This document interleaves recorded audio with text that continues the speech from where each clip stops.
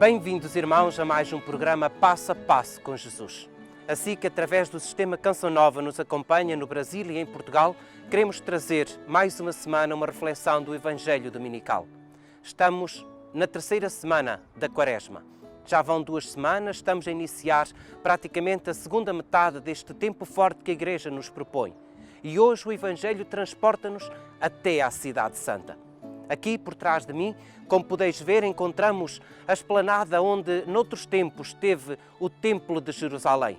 É acerca deste templo, da sua entrada neste templo, daquilo que nós conhecemos como a purificação do templo, que Jesus hoje nos vai falar. Na realidade, nós podemos considerar não a purificação do templo, mas a eliminação do próprio templo. Porquê? Porque Jesus se apresenta verdadeiramente como um novo templo, como uma nova forma de nos relacionarmos com Deus. Vamos, por isso, escutar a palavra que hoje este Jesus nos quer transmitir e convido-vos a que comigo possais seguir os passos de Jesus na Terra Santa. Jerusalém, cuja origem remonta a 3.000 anos a.C., corresponde ao centro espiritual das 3 religiões monoteístas: judaísmo, cristianismo e islamismo. Tem hoje 800.000 habitantes, dos quais 500.000 são judeus, 300.000 são muçulmanos e 15.000 são cristãos. Para os judeus, Jerusalém passou a ser o local da habitação do Altíssimo a partir do transporte da Arca da Aliança para Jerusalém.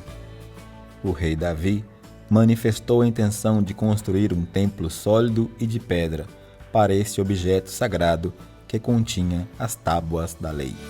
Mesmo sem evidências arqueológicas, acredita-se que foi neste lugar que Abraão subiu para oferecer seu filho Isaque em sacrifício.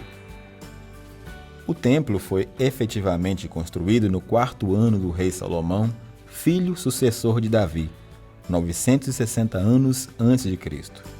De acordo com estudos, tinha dimensão de 27 metros por 9 e 13 metros e meio de altura. A Arca da Aliança ficava no local mais interno, chamado de Santo dos Santos. O segundo templo, aquele frequentado por Jesus, foi reedificado pelos judeus que, em 538 a.C., depois de terem sido deportados à Babilônia, receberam permissão de retornar à Cidade Santa.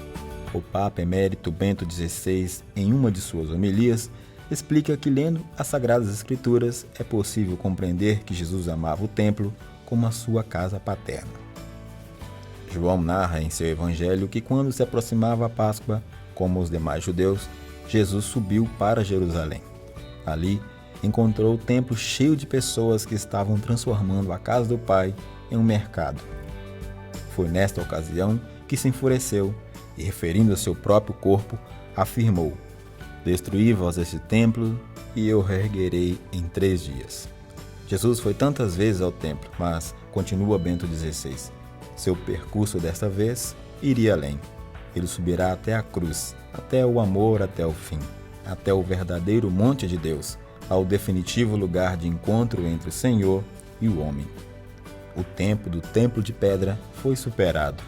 O novo templo é o próprio Cristo que, no amor divino, se inclina sobre a humanidade. Caros irmãos e irmãs, estamos, como vos disse, na terceira semana da Quaresma. E hoje o Evangelho que nos é colocado para a nossa reflexão é o Evangelho de São João no capítulo 2, em que nós escutamos assim: Estava próxima a Páscoa dos judeus e Jesus subiu a Jerusalém. Encontrou no templo os vendedores de bois, ovelhas e pombas e os cambistas nos seus postos. Então, fazendo um chicote de cordas, expulsou-os a todos do templo com as ovelhas e os bois. Espalhou as moedas dos cambistas pelo chão e derrubou-lhes as mesas. E aos que vendiam pombas, disse-lhes: Tirai isso daqui. Não façais da casa de meu pai uma feira. Os seus discípulos lembraram-se então do que está escrito: O zelo da tua casa me devorará. Então os judeus intervieram e perguntaram-lhe: Que sinal nos dás de poderes fazer isso? Declarou-lhes Jesus em resposta: destruí este templo e em 3 dias eu o levantarei. Replicaram então os judeus: 46 anos levou este templo a construir e tu vais levantá-lo em 3 dias? Ele, porém, falava do templo que é o seu corpo. Por isso, quando Jesus ressuscitou dos mortos, os seus discípulos recordaram-se do que ele tinha dito e creram na Escritura e nas palavras que tinham proferido. Mas chegamos aqui, juntos com Jesus, e podemos quase que entrar também dentro do templo. E vemos o que é que Jesus faz. Faz um chicote e começa a expulsar de dentro do templo todos aqueles que pretendiam fazer da casa do seu Pai um comércio. Podemos dizer que Jesus vem nos dizer que o novo culto que Ele está a trazer não é mais o culto em que são necessários os animais, não são mais necessários os sacrifícios, porque o verdadeiro culto que se deve dar ao Senhor é aquele que reconhece em Jesus Cristo o Filho de Deus, aquele que reconhece em Jesus Cristo o verdadeiro ponto onde nós devemos encontrar o Pai. É isso mesmo que o Senhor aqui vem fazer. Mais do que purificar o templo, Ele vem aqui para ter uma atitude profética de nos dizer que o verdadeiro templo é Ele próprio. O verdadeiro culto é a sua pessoa e é nele que nós devemos centrar as nossas atenções. A atitude de Jesus de pecar num chicote faz-nos recordar a atitude de um verdadeiro Messias que vem para purificar um templo. Durante o Antigo Testamento, várias vezes que nós encontramos os profetas a falar contra aquilo que era um culto mal feito, um culto que não estava a ser bem direcionado, um culto a um templo que precisava de uma certa purificação e de uma certa limpeza. Então Jesus, pegando neste chicote, expulsando todos aqueles que pretendiam fazer da casa de Deus simplesmente um comércio, vem-lhes dizer: é necessário nós mudarmos a forma como nós encaramos o culto. Aquele que era o culto de um templo de Herodes não é mais o culto que em Jesus Cristo se deve fazer. Então é precisamente isso que Jesus vem referir aqui. Não façais da casa de meu Pai um covil de ladrões. E depois disto, recorda o Salmo 69, no versículo 10, dizendo: o zelo da tua casa me devorará. Podemos nos perguntar como é que nós podemos encarar e analisar e interpretar esta evocação que Jesus faz da Sagrada Escritura, do Salmo 69. Podemos pensar, Jesus estava tão fervoroso por o templo e por aquela, quase que podemos dizer, afastamento que havia do templo, que então isso estava a devorá-lo interiormente e o levava até à morte. Mas eu gostava de vos propor uma leitura que não é minha simplesmente, mas que muitas vezes pode passar ao nosso lado. Este zelo é mais o zelo dos fariseus, o zelo dos sacerdotes, aqueles que simplesmente viam no templo aquilo que era a realização de um culto. E esse mesmo zelo é que depois, mais tarde, irá levar Jesus até à morte, porque não conseguem encarar, não conseguem aceitar como é que Jesus se apresenta. Mais do que o zelo de Jesus, aquilo que vai devorar, aquilo que vai levar até à morte é o zelo que os fariseus tinham por um templo e não tanto por uma religião, não tanto por um verdadeiro culto prestado ao Senhor. Depois, os judeus, também eles pedem, dá-nos um sinal de que tu podes fazer aquilo que tu estás a fazer.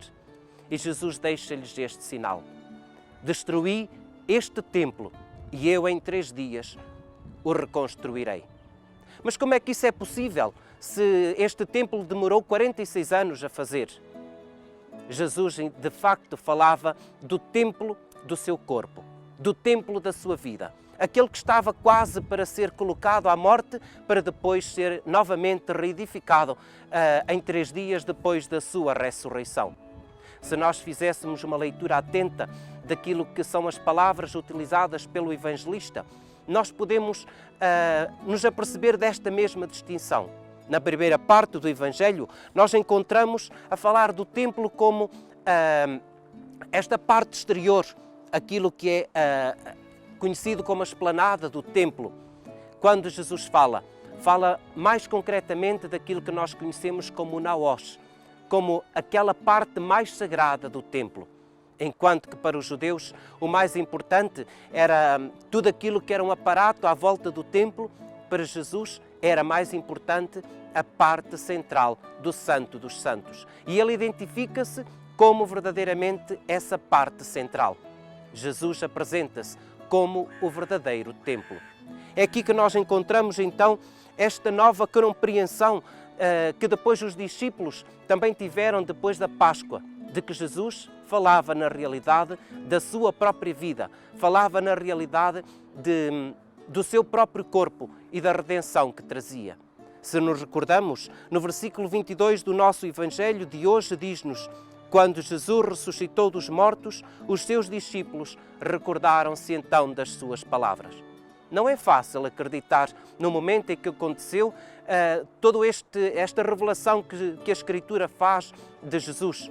Mais tarde, quando Jesus morre, quando Jesus ressuscita, os discípulos, ao relerem novamente a Sagrada Escritura, começam a perceber que toda a Sagrada Escritura, sejam a lei, os profetas, os escritos do Antigo Testamento, nos apontam para a realização da promessa que é depois cumprida em Jesus Cristo. E aqui acabam por perceber verdadeiramente que aquele homem que vive na aflição no Salmo 69 é este que aqui, hoje, se realiza em Jesus Cristo. Caros irmãos, estamos na terceira semana da Quaresma. Este Senhor que mais facilmente quer fazer uma caminhada conosco porque o nosso coração se abre, mas é necessário que nós verdadeiramente o abramos. É necessário que nós olhemos para este Jesus que hoje se apresenta diante de nós e que possamos purificar também o nosso coração.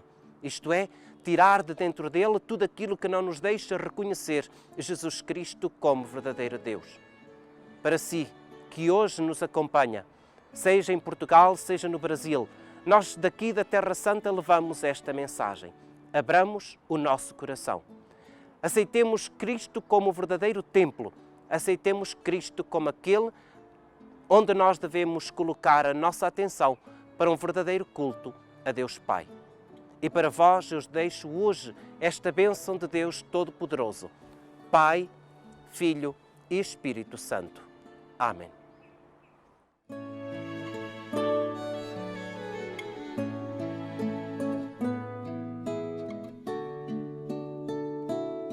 Nosso site